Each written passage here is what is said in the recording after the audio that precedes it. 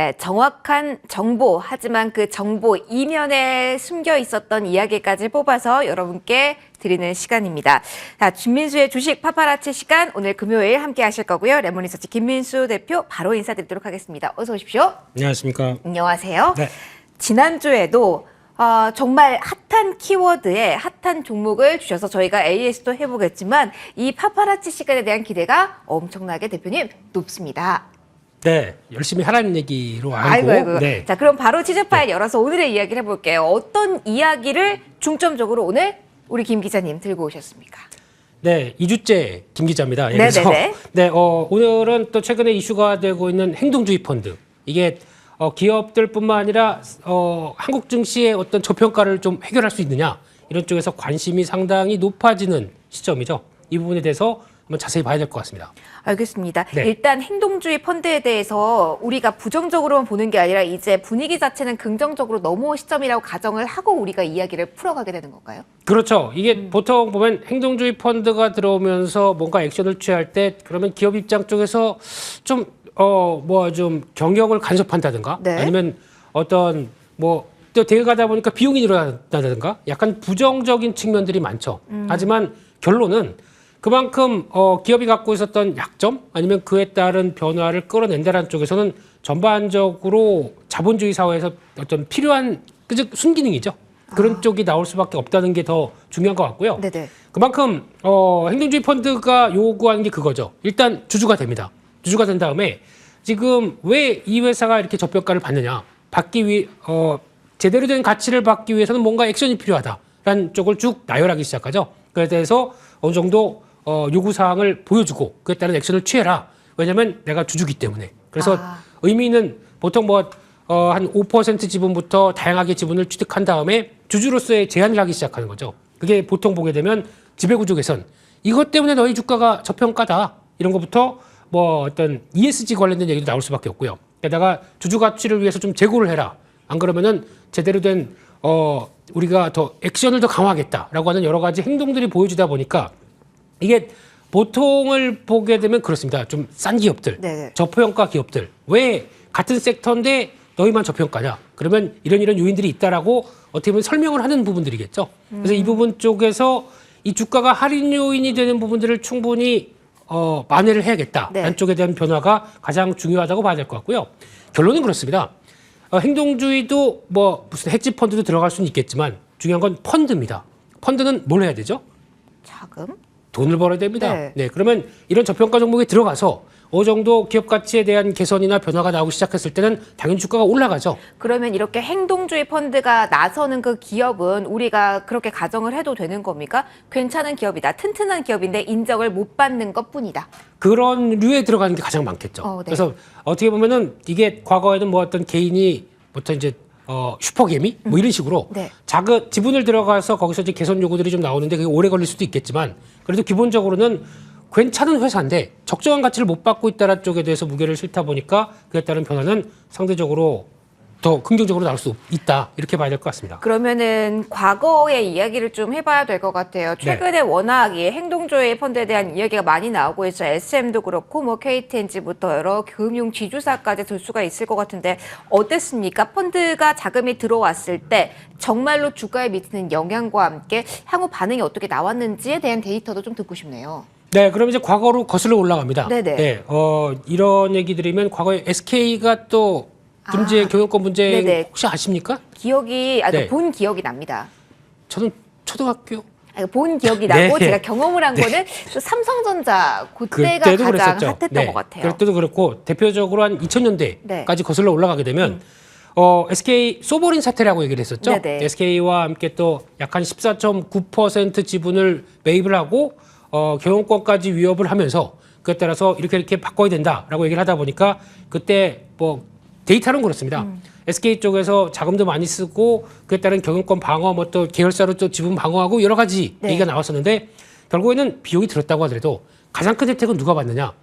결국에는 SK가 받죠. 주가가 올랐습니다. 네. 그만큼 저평가됐던 주가가 원상고 복귀하면서 그에 따른 현상이 나오게 되면 결국에는 이게 주주들 모두에게 어떤 가치가 다시 바뀌는 현상들이 나온다는 게 또 하나의 교훈이고요.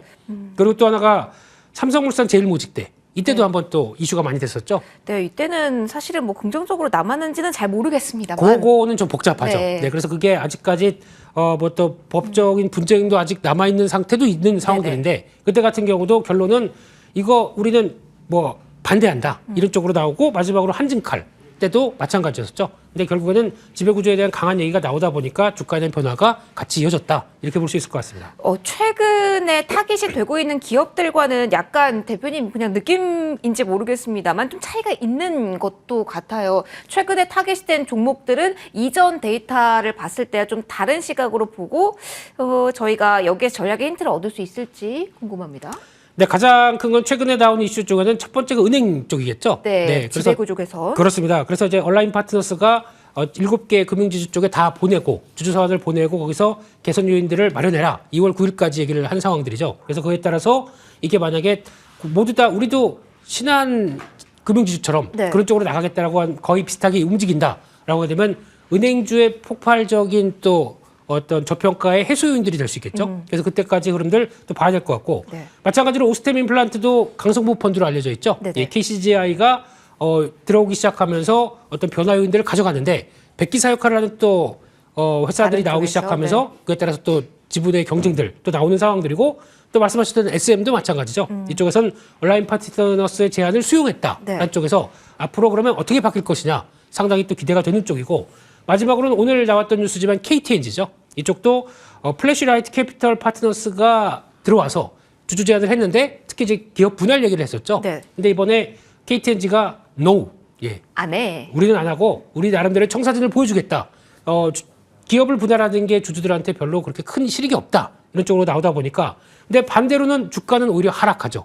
네, 주주 가치를 제안을 했었을 때에 대한 내용들을 오히려 거부한다라는 쪽은 오히려 시장에서 바라보는 거는 예전으로 돌아가겠다는 얘기 아니야? 라고 하다 보니까 네. 개선 변화에 대한 기대감은 좀 꺾이는 거겠죠. 네. 이런 식으로 반응하는 것도 눈여겨봐야 될 것 같습니다.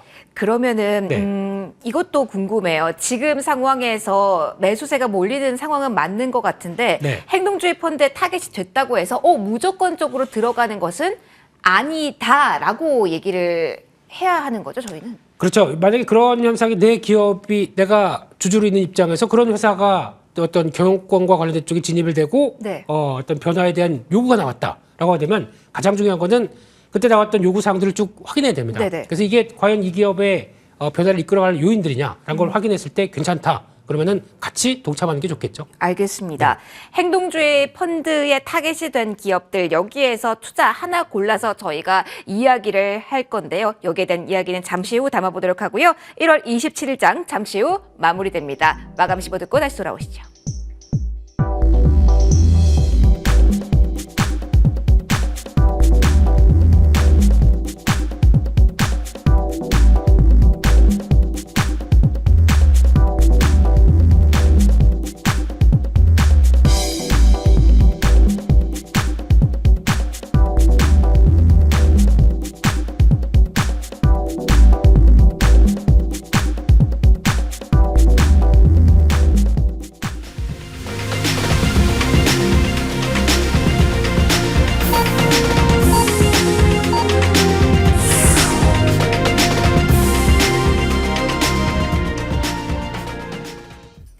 네, 수고 많이 하셨습니다. 금요일장이 이렇게 마무리가 됐습니다.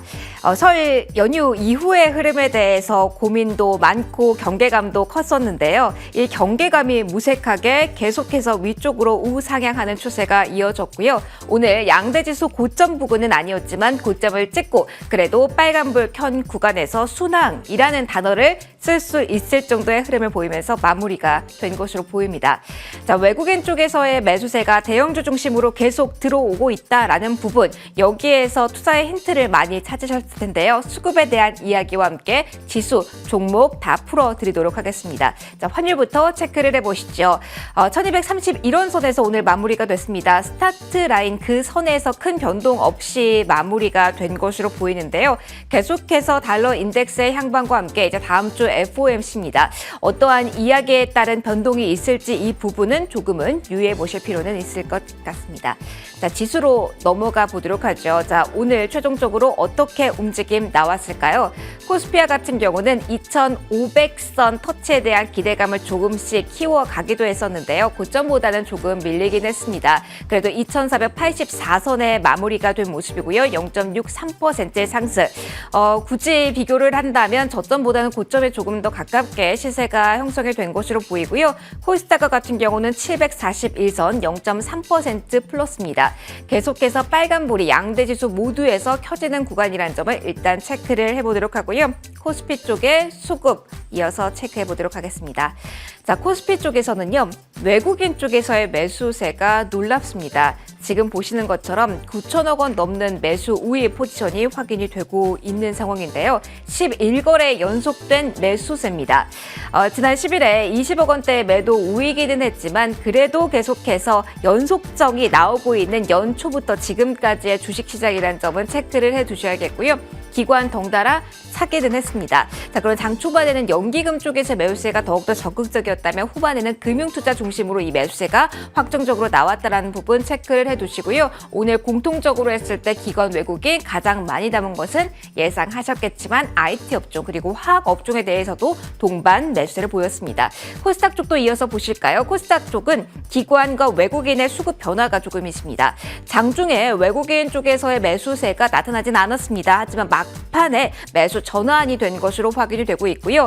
기관은 매도 우위긴 했지만 장중에 800억 원대 매도 우위와 비교를 한다면 물량은 조금씩은 그래도 줄여가는 구간에 있었다는 점은 특징으로 확인을 해드리도록 하겠습니다. 외국인 소폭이지만 매수였네요. 여기서도. 자, 시장 전반적으로의 그림도 그려보도록 하겠습니다. 오늘 장에 대형주가 버팀목 역할을 해줬는데요. 시총 상위주 가운데 가장 큰 버팀목 역할을 해준 것은 삼성전자입니다. 계속해서 외국인 쪽에서의 러브콜을 받고 있는 대표적인 종목이라고 할 수 있겠죠. 1% 이상 오르면서 오늘 밝은 빨간불을 켰습니다.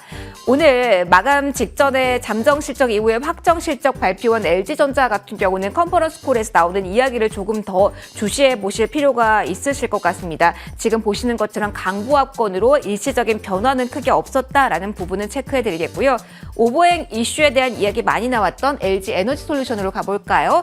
2.5%까지 장중 저점이 나왔다가 저점을 많이 줄여 나가는 그 중간 구간에 점심시간에 그 흐름을 지나서 다시 한번 장중 저점 부근에 마무리가 됐다라는 점 특징 2%대 하락이었습니다. 하지만 이를 제외하고는 삼성 SDI를 비롯해서 SK이노베이션은 동반 2에 3% 빨간불이 켜졌고요. 시총 상위주 가운데 오늘 오후장으로 갈수록 가장 다이나믹한 변화를 수급상으로 보인 것은 바로 카카오 네이버였습니다. 3%, 1%로 장 초반에는 다소 불안한 흐름을 보이기도 했지만 막판에 더욱더 빛나는 흐름, 수급적으로 외국에 몰리는 모습까지 확인이 됐고요. 오늘 기아의 실적 발표 나왔는데 결국은 하락으로 마무리가 되네요. 오전에 실적 발표한 현대모비스는 더욱더 가파른 하락세고요. 현대차 계속 그룹주들 일제히 보시면 파란불, 가장 크게 하락한 것은 현대모비스로 2%대 하락으로 확인이 됩니다. 자, 일단은 반도체주에 대한 희망을 계속 가지고 있는 구간, 그런데 실적에 대한 민감도는 높아졌기 때문에 그에 따른 반응들을 좀 중점으로 살펴드렸습니다. 자, 총평 들어봐야죠. 자, 김윤수 대표님께 질문 드려보도록 할게요. 대표님, 네. 오늘 장 좋기는 했습니다. 자, 어떻게 한 줄로 평가를 딱 내려주실 수 있으실까요? 이럴 거면 왜 이렇게 고생을 시켰는지, 네, 이런 생각이 들고요. 그래도 새해 들다 보니까 조금 더 나은 변화들, 그리고 또 오늘 외국인들이 9,700억을 샀습니다. 기관도 못 버티다가 에이, 우리도 사자 그러면서 같이 동참했다고 봐야 될 것 같고요. 이런 측면으로 보게 되면 이제 다음 주는 1월 말로 들어가고 이런 과정 쪽에서 이런 외국인 매수세가 가장 또 키 포인트겠죠. 이쪽에 다음 주 뭐 기업 실적 발표하고 FOMC 들어와도 여전히 흐름들 끌어갈 수 있는지 확인하되, 오늘 보니까 또 종목들의 또 빠른 변화가 나옵니다. 대표적으로 경기 민감주가 또 반응하기 시작하죠. 조선부터 뭐 건설기계, 뭐 조선기자재 이런 쪽으로 나오게 되면은 여전히 시장은 계속 또 키 맞추기 작업이 들어오면서 순환매가 들어간다. 이런 점을 확인하면서 계속 또 종목 또 섹터 흐름들 체크해야 될 것 같습니다.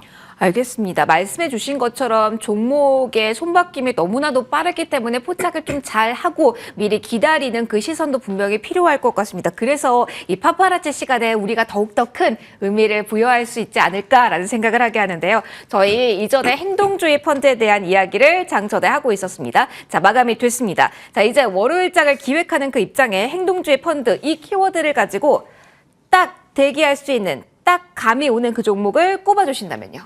네, 결론은 그래서 이제 수급 얘기 드렸었죠. 네. 기업의 변화 얘기 이거를 같이 보시면서 이번에 또 관심을 쓸 종목은 그래도 아까 말씀드렸던 SM이 제일 그에 적합하다라고 봐야 될 것 같고요. 아직 다 반영이 안 된 상태로 보시는 건가요? 보통 지금 얘기로 보게 되면 이 정도라고 하게 되면 아무래도 지금 우리 합의했다. 네. 그러니까 뭐 온라인 파트너스와 합의했다라는 쪽에서 뭐 셀온이라고 하는 입장이 나올 수가 있습니다. 근데 중요한 거는 네. 아직 기업 가치의 변화를 몸소 못 느꼈습니다. 근데 그때 나왔던 합의 사항 중에서 네. 이제 어떤 이사로 들어가는 부분들이라든가 특히 대표적으로 또 주주 가치를 위해서 3년 동안 20% 순이익을 또 배당으로 사용하겠다라든가 마지막으로는 또 이 핵심 자산들도 매각하겠다 이런 쪽도 나오고 있는데 결국에는 가장 중요한 거는 엔터사입니다. 엔터사면은 엔터사에 걸맞는 아이돌들을 끌어내는 게 중요하겠죠. 그렇죠. 그런 쪽에서 과거에는 이수만 총괄 프로듀서가 역할을 했다고 하게 되면 이게 나뉩니다. 멀티 프로듀싱으로 바뀝니다. 그러면 더 다양한 아이돌의 데뷔가 나올 수가 있겠죠. 네네. 그에 따라서 영역이 확장됐을 때 과연 실적은 어떻게 되느냐라고 하게 되면 더 기대감이 커질 수밖에 없다. 그러면은 지금은 JYP가 대세죠. 네, 따라갈 것 같습니다. 다음 타자로 이쪽을 주목할 만하다. 네. 펀더멘털 측면에서도 주목할 만한 포인트가 있기 때문에 자 그러면 저희 가격대를 한 번 더 정리를 좀 하고 갈까요? 네, 뭐 대부분의 엔터사들이 주가는 이제 거의 고점 쪽이라고 하더라도 네네. 이게 가치 대비해서 뭐 하이브나 JYP에 대해서 아직까지는 올해 나올 실적 대비해서 PR 18배, 20배가 안 되는 수준이다라고 하게 되면 30배짜리 따라가야죠. 네, 그러면 추가적인 확장세 나올 수 있겠다라는 쪽에서 지금부터는 이제 수급의 변화 잘 지켜보시면서 그리고 다음 전략 지금 가격대에서 한 12만 원대까지는 좀 높였습니다. 와, 네네. 네, 그 정도까지는 갈 여력들이 있다라고 보고 추가적인 변화 체크해야 될 것 같고요. 손절가는 한 7만 2천 원대 정도로 말씀드리겠습니다. 알겠습니다. 얼만큼 긍정적인 포인트를 많이 보시는지 알 수 있는 목표가 12만 원까지 체크를 해봤고요. 저희 대표님 파파라치 지난주에 첫 번째 시간이었고 이번이 두 세컨. 번째. 세컨 시간입니다. 자 그렇기 때문에 평소에는 이렇게 빨리 저희가 AS를 하는 경우가 많지는 않은데 촉이 맞았고 시장이 빠르게 움직였기 때문에 저희가 지난주에 딱 그 한 종목 주셨는데 오늘 장에서 히어로 종목 중에 하나입니다. 한글과 컴퓨터에 대한 리뷰를 안 받아볼 수가 없습니다. 사실은 저희가 AI 가는 것만 보다가는 사실은 앙하고 물릴 수밖에 없는 자리였었는데 그 옆을 보자고 해서 아이디어를 딱 주셨거든요. 자, 한글과 컴퓨터 웃어주세요, 대표님.